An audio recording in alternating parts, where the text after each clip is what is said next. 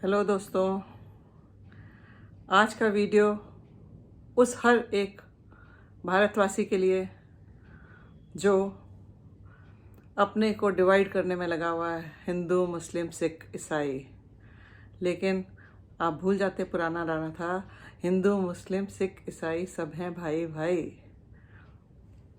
हम जो हिंदुस्तान में रहते हैं, हमारे मुसलमान भाई जो हैं, उनको याद होना चाहिए कि हम बहुत आराम से रहते हैं। हमारे में कोई डिफरेंस नहीं है। हमें जब स्कूल में भी पढ़ाया जाता था कि हम सारे त्यौहार एक साथ में मनाते हैं, एक साथ सेलिब्रेट करते हैं। हमारे बीच में कोई भेदभाव नहीं रहता जब हम आपस में साथ रहते हैं, निबर रहते हैं। हमें बिल्कुल कभी भी ये नहीं सिखाया गया कि हम अलग हैं, वो अलग हैं। मगर कुछ सालों से ये भावना ज़्यादा ही देश में पनप रही है। इसके पीछे किसका अल्टीरियर मोटिव है, ये शायद हम सब जानते हैं, और मैं बोल भी सकती हूँ कि इसके पीछे पॉलिटिकल पार्टीज़, पॉलिटिशियंस हैं जो अपना उल्लू सीधा करने के लिए हमारे को डिवाइड करने लगे रहते हैं। आए दिन कुछ न कुछ बयानबाजी करके हमारे मन में भावना लाने की कोशिश करते हैं, एक दूसरे के प्रति दुश्मनी पैदा करने के लिए, कुछ अलग विचार उत्पन्न करने के लिए। लेकिन हमें समझना है, हर एक हिंदुस्तानी को, हर एक भारतवासी को समझना है कि हम इस देश में एकता में अनेकता के मकसद को लेकर चलते हैं, इस नारे को लेकर चलते हैं, इस पर विश्वास करते हैं। इसमें कोई शक नहीं है, ना था ना आगे होना चाहिए। ये हमें समझना चाहिए। पॉलिटिशियंस ये अपनी गद्दी के लिए, अपने फ़ायदे के लिए वो हमारे को कंफ्यूज करते हैं, हमें विश्लाते हैं, क्योंकि हम इनोसेंट हैं और हमें ज़्यादा पॉलिटिक्स की समझ नहीं है। जिस दिन हमें पॉलिटिक्स की समझ आ जाएगी, उस दिन हम इनके बहकावे में आना बंद हो जाएंगे। ये मेरा दावा है। क्योंकि ये सब कुछ वोट बैंक के लिए है। वोट बैंक होते ही, जीतते ही ये चल पड़ते हैं अपने इस पे। किसी एक पॉलिटिशियन ने कहा था कि हमारी कोई आपस में दुश्मनी नहीं है। हम सब मीडिया में ये जैसे कुछ भी बोलें, लेकिन हम आपस में दोस्त हैं। आपको उसी टाइम पकड़ना चाहिए थी बात। मैं नाम नहीं लूँगी, लेकिन यही असलियत है कि ये सब अंदर से मिले हुए हैं। आपने देखा होगा, जब सरकार बनाने का टाइम होता है, जब वोट नहीं होते हैं, पूरे नंबर नहीं मिलते हैं, तो ये किसी को भी हाथ जोड़ने के लिए तैयार हो जाते हैं, किसी के साथ भी हाथ मिलाने को तैयार। तब इनकी आइडियोलॉजी सब कुछ बिखर जाता है, उसमें कहीं खरे नहीं उतरते। एक पार्टी से उठा लिया बंदा, दूसरे से कर लिया, पोचिंग कर ली, पैसे से खरीद लिया, सब कुछ चल रहा है इसमें। पहले भी चलता आया और अभी भी चल रहा है और आगे भी ये चलेगा। लेकिन इसमें जागना हमें है कि हम इनके बहकावे में ना आए और हम इनको ऐसे ही वोट ना दें। अगर कोई लायक बंदा कैंडिडेट खड़ा करते हैं कोई भी पार्टी, तो ही हमें उसको वोट दें। सिर्फ पैसे से, गिफ्ट से, इनसे हम नहीं बहकावे में।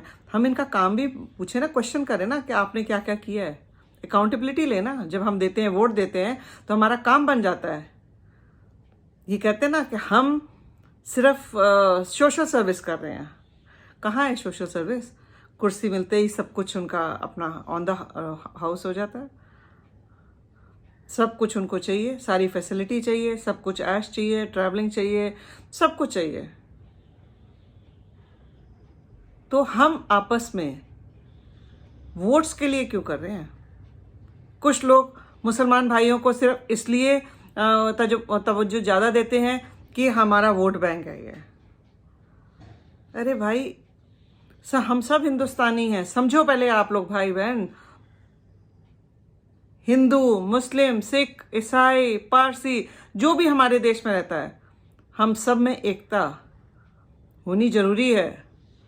नहीं तो हम ऐसे ही बेवकूफ़ बनते रहेंगे पॉलिटिशियंस के हाथ में। हम उनकी कठपुतली बन के रह जाएंगे। आप डिसाइड कीजिए, आपको कठपुतली बनना है या अपना स्टैंड लेना है। अगर हम यूनाइट हो जाएं, तो मजाल है ये पॉलिटिशियंस को कोई वोट दे सकता है या ये गद्दी पे आ सकते हैं।